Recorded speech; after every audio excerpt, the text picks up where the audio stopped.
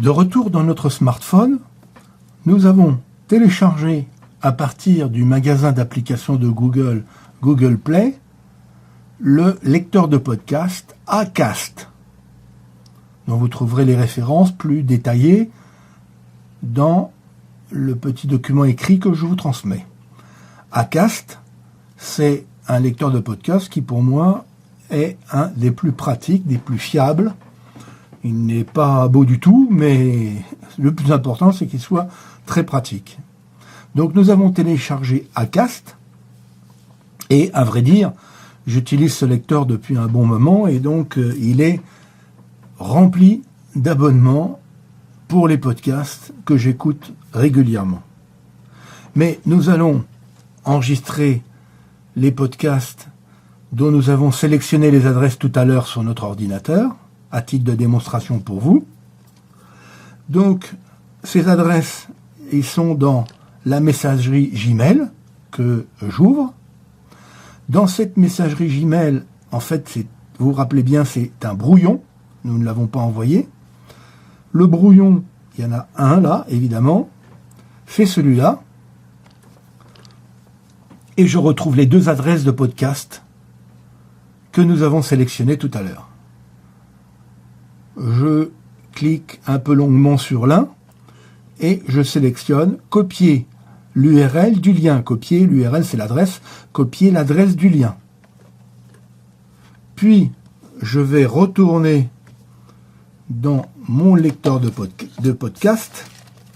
Bon, par écrit, je vous détaille un peu mieux les différents onglets. Les onglets Feeds, qui sont là où les documents sont stockés dans les différents répertoires. Les émissions enregistrées sont stockées par répertoire, par adresse. Filter, je ne l'utilise pas. Playlist, c'est la liste. Une playlist, c'est la liste des enregistrements qui se sont chargés automatiquement et que vous allez pouvoir écouter un par un et qui s'effaceront au fur et à mesure de votre écoute. Et Add, c'est l'endroit où, comme le nom l'indique, on va ajouter les nouveaux abonnements. Donc, j'appuie un peu longuement à cet endroit et je fais coller. Ce qui m'évite d'avoir à taper avec tous les risques d'erreur que ça comporte. Je clique sur plus et je lui demande d'ajouter le podcast feed, le podcast nouveau, l'abonnement. Add feed, il ajoute donc le nouvel abonnement. Est-ce que je veux ouvrir l'abonnement que je viens d'ajouter? Oui. Et voilà. Donc là, il y a un petit volet pour taper. Je peux le fermer puisqu'il ne me servira pas. Et je vois que dans l'abonnement que je viens de rajouter à la revue de presse de Nicolas Canteloup, j'ai les épisodes précédents que je peux écouter, d'ailleurs, en les sélectionnant un par un. Mais l'intérêt n'est pas là. L'intérêt, c'est de laisser l'abonnement enregistré sous cette forme. Et automatiquement, les nouveaux épisodes mis en ligne par la radio qui tient à jour ce podcast apparaîtra dans la playlist. Je retourne dans mon mail au brouillon dans lequel j'ai fait ma liste de podcasts et je continue un par un à rajouter les podcasts en les copiant et en les rajoutant dans mon lecteur de podcast. Add, plus, non, pardon, je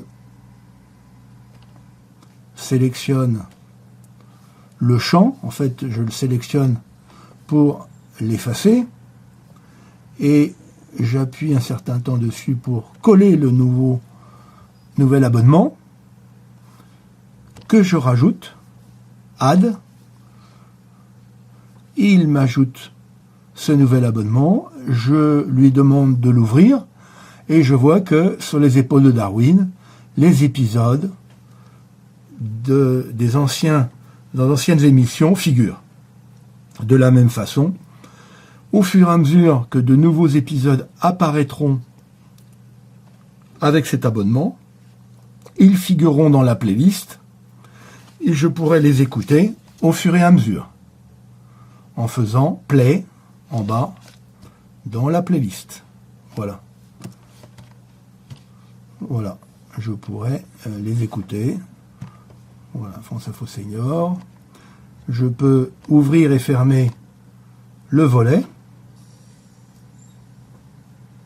Et je peux écouter les émissions.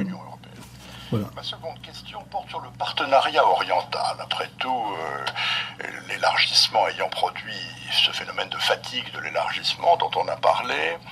Voilà.